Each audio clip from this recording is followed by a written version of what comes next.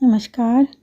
आज का ये जो टॉपिक है वो विशेष रूप से नारियों के लिए है, पुरुषों के लिए भी है जो नारियों को कम आंकते हैं। तो मैं अब पहले तो स्वयं की बात बता देती हूँ कि मैं भी कल आज सवेरे 7 बजे से लेकर रात के 7 बजे तक स्कूल के मतलब आने जाना का मिलाकर उसमें परिवहन का जो टाइम लगता है एक्टिवा से जाने का, उसको मिला कर करीब 12 घंटे की ड्यूटी करनी पड़ी। कई बार करनी पड़ती है। नौकरी कर रहे हैं तो टाइम को ऐसा बांध के नहीं चला जा सकता कि हाँ इतना ही देर स्कूल में रहना है, इतना ही काम करना है। सभी के साथ ऐसा होता है। तो आज का मेरा तो ये वीडियो में आप ये देखेंगे कि मैं स्कूल के काम से ही स्कूल में जो पूरक की परीक्षा होती हैं, तो एक जो स्कूल होती है मल्टीपर्पज़ स्कूल, बड़ी संस्था होती है, वहाँ पर बंडल परीक्षा के उपरांत जमा होते हैं। फिर वहाँ से अन्य जगह पे चेकिंग के लिए जाएंगे और वो किसी को नहीं पता रहेगा कि कहाँ जा रहे हैं, ताकि कोई गलत कार्य ना हो।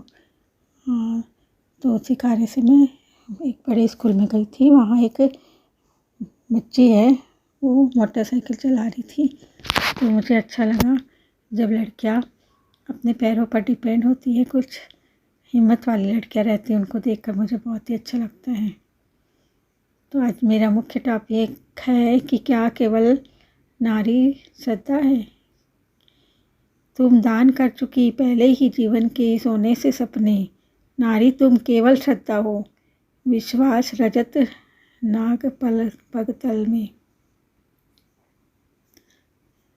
ये जयशंकर प्रसाद की कामायनी में ये पंक्तियाँ मनु के द्वारा श्रद्धा से कही गई है। ये पंक्तियाँ हमेशा मुखर आलोचना एवं विवाद का विषय रही है। इसका कारण यह है कि यह संकेतात्मक रूप से समाज में नारी की भूमिका को नैपथ्य मतलब नरक में ढकेलती है। उन्हें समाज की पितृसत्तात्मक सोच का परिचायक माना गया है। पर इन पंक्तियों की आलोचना पुरुषवादी सोच होने के आधार पर करना गलत है, क्योंकि इन्हें ध्यान से पढ़ा जाए और मंथन किया जाए तो ये पाएंगे कि ये सोच नहीं सच है। नारी की सामाजिक स्थिति ऐसी इसलिए है क्योंकि वह अपने जीवन के स्वर्णिम सपनों की आहुति अपने परिवार, पति एवं संतानों के लिए दे चुकी है, जहाँ उसे इस महान बलिदान के बदले नगण्य ही प्राप्त होता है, मतलब बहुत थोड़ा प्राप्त होता है। यह आत्मोत्सर्ग सदा स्वप्रेरित नहीं रहा है। अक्सर यह उस परवरिश से उत्पन्न होता है जो एक स्त्री को दी जाती है, जहाँ कि उसे इस त्याग के साथ रहना सिखाया जाता है।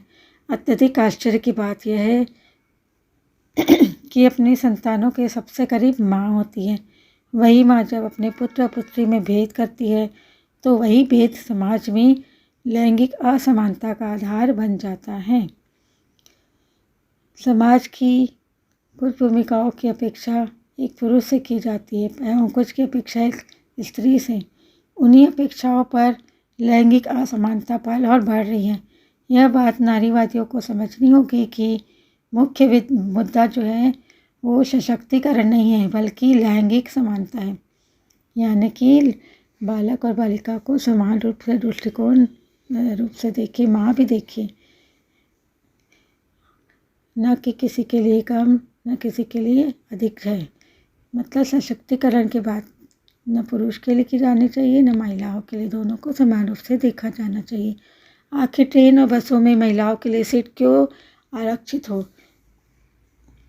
और क्यों सेना, विज्ञान, तकनीकी और अन्य क्षेत्रों में अप्रत्यक्ष रूप से महिलाओं का प्रवेश निषेध हो। एक कहावत ये है कि यदि आप एक पुरुष को शिक्षित करते हैं तो एक व्यक्ति को शिक्षित करते हैं, यदि आप एक स्त्री को शिक्षित करते हैं तो एक परिवार को शिक्षित करते हैं। यह बात स्त्रियों को समझनी होगी। शिक्षा का मतलब केवल किताबी ज्ञान नहीं, नैतिक शिक्षा भी होती है, और नैतिक शिक्षा देने के लिए माँ से उत्तम कोई शिक्षक नहीं। इसलिए शास्त्रों में माँ को प्रथम गुरु का स्थान दिया गया है। जिस प्रकार उर्वर मुद्रा में बोया बीज एक विशाल एवं मजबूत वृक्ष में परिवर्तित हो जाता है, उसी प्रकार बच्चों के कोमल मन में अगर लैंगिक असमानता का यदि बीज बोए तो भले ही आज छोटे से अंकुर के रूप में संरक्षण खोजे, पर समय के साथ यह एक विशाल वृक्ष में परिवर्तित होगा जो स्त्रियों और पुरुषों दोनों को छाया देगा। बदलते दौर और बढ़ती महंगाई में बेहतर जीवन जीने के लिए ज़रूरी है कि घर के हर सदस्य आर्थिक रूप से आत्मनिर्भर हो, जो शारीरिक रूप से सक्षम है।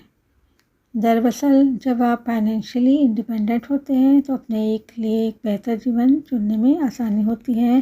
महिलाओं के लिए भी यही नियम लागू होता है। दरअसल भारत में कई ऐसी महिलाएं हैं जो एक कुशल गृहिणी और माँ तो हैं, लेकिन इन सब के बदले में उन्हें अपने कैरियर से हाथ धोना पड़ा। कई महिलाएं तो पढ़ी लिखी है लेकिन मैटरनिटी लीव के बाद कभी ऑफिस ज्वाइन ही नहीं कर पाई और इस वजह से उनका बना हुआ कैरियर भी ख़त्म हो जाता है। ऐसी महिलाओं के लिए बाद में कई तरह की दिक्कतें आने लगती है, उन्हें समस्याओं से उभरने का मौका ही नहीं मिल पाता।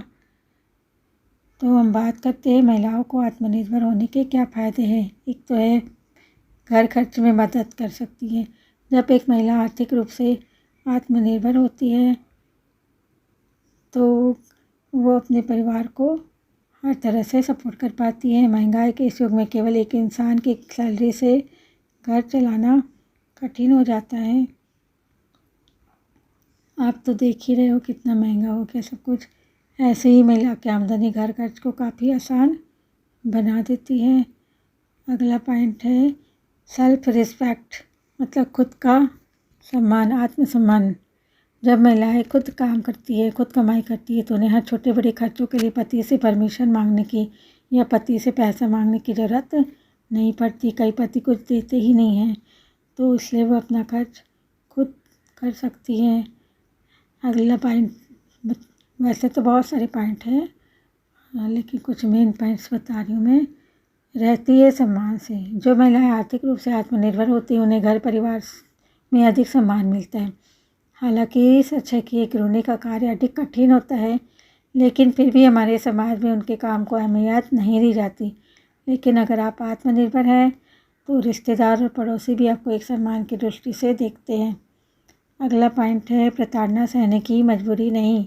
हमारे देश में अधिकतर महिलाएं ऐसी हैं जिन्हें घरेलू हिंसा का शिकार होना पड़ता है और वे आर्थिक रूप से आत्मनिर्भर नहीं होने की वजह से अन्याय के खिलाफ आवाज़ नहीं उठा पाती। लेकिन अगर आप आर्थिक रूप से आत्मनिर्भर हैं तो आपको अन्याय सहने की आवश्यकता नहीं होती है। अगला बिंदु है आत्मविश्वास बढ़ता है। जब महिलाएं आर्थिक रूप से आत्मनिर्भर होती है तो उन्हें अधिक आत्मविश्वास होता है। यह आत्मविश्वास जीवन में आगे बढ़ने के लिए हर क्षेत्र में प्रोत्साहित करता है। यही नहीं, वो अपने परिवार और बच्चों के भविष्य के लिए बेहतर विकल्प ढूंढने और निर्णय लेने में सक्षम होती है।